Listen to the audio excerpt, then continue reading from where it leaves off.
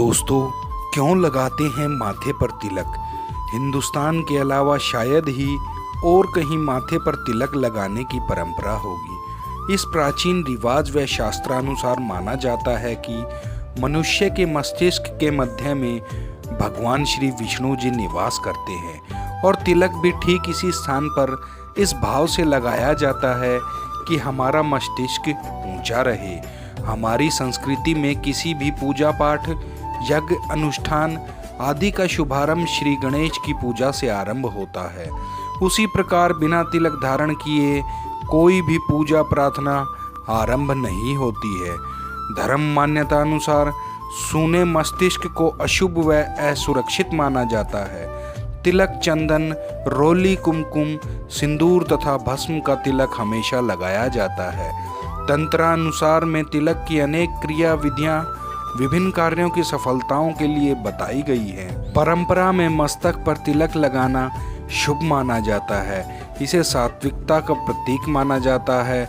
विजयश्री प्राप्त करने के उद्देश्य से रोली, हल्दी, चंदन या फिर कुमकुम का तिलक या कार्य की महत्ता को ध्यान में रखकर इसी प्रकार शुभकामनाओं के रूप में हमारे तीर्थ स्थानों पर विभिन्न पर्वों, त्योहारों, विशेष अतिथि आगमन पर आवाजाही के उद्देश्य से भी लगाया जाता है। सामुद्रिक शास्त्र के अनुसार भी अनामिका तथा अंगूठा तिलक करने के लिए सदा शुभ माने गए हैं।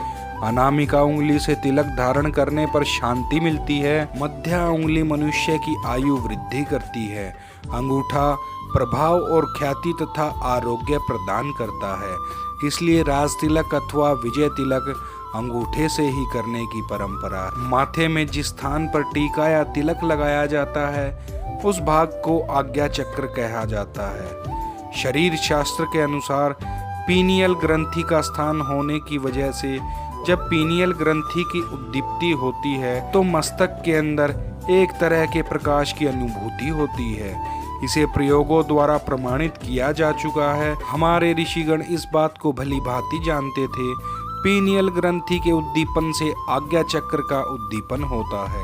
इसी वजह से धार्मिक कर्मकांड, पूजा, उपासना व शुभ कार्यों में टीका लगाने का प्रचलन से बार बार उसके उद्दीपन से हमारे शरीर में स्थूल सूक्ष्म अवयव जागृत हो जाता है। इस आसान तरीके से सर्वसाधारण की रुचिकता धार्मिकता की ओर, आत्मिकता की ओर बढ़ती है। तंत्र शास्त्र में उल्लेख आता है कि माथे को इष्ट देव का प्रतीक मानकर इष्ट देव का चिंतन मन मस्तिष्क में सदैव बना रहे, इस मनोभूमि के साथ तिलक लगाया जाता है ताकि सारे शरीर में फैली हुई चेतना धीरे धीरे आज्ञा चक्र पर एकत्रित होती रहे और तिलक या टीके के माध्यम से आज्ञा चक्र पर एकत्रित होने से तीसरे नेत्र के जागृत होने पर हम परमानसिक जगत में प्रवेश कर सकें। माथे पर लगा हुआ तिलक हिंदू संस्कृति में एक पहचान चिन्ह का काम करता है। तिलक केवल धार्मिक मान्यता ही नहीं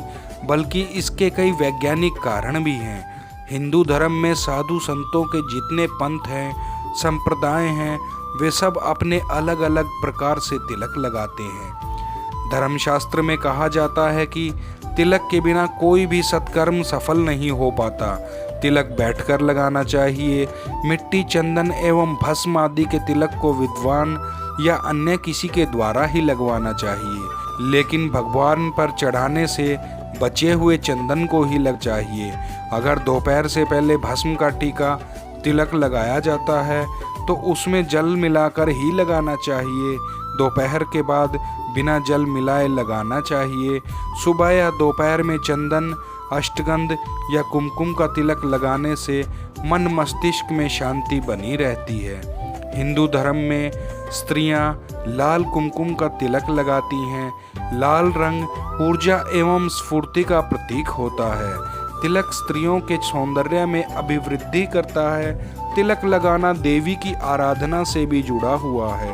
देवी की पूजा करने के बाद माथे पर तिलक लगाया जाता है। तिलक देवी के आशीर्वाद का प्रतीक माना जाता है। दोस्तों, तिलक कितने प्रकार का होता है?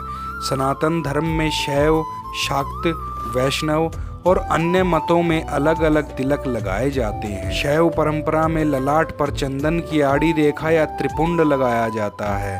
शाक्त सिंदूर लगाते हैं। सिंदूर उग्रता का प्रतीक है।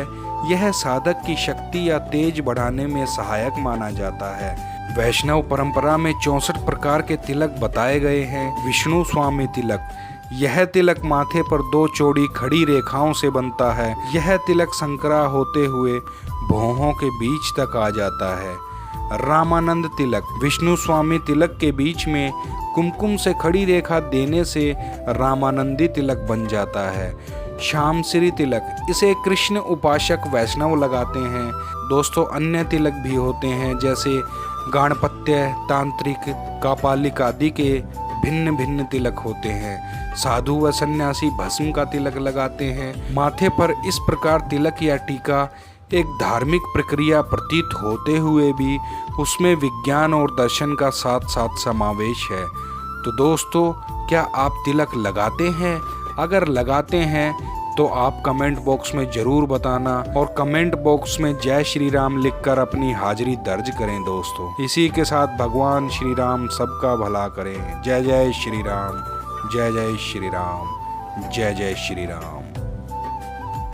तो दोस्तों, ये थी आज की ज्ञान की बात और साथ ही साथ चैनल को कृपया सब्सक्राइब कर दें। आपके सब्सक्राइब करने से मुझे मोटिवेशन मिलता है ताकि मैं नई नई वीडियो और नई नई जानकारी आपके लिए ला सकूं। दोस्तों, मौज लो, रोज लो, ना मिले तो खोज लो। आप सभी का दिल से धन्यवाद।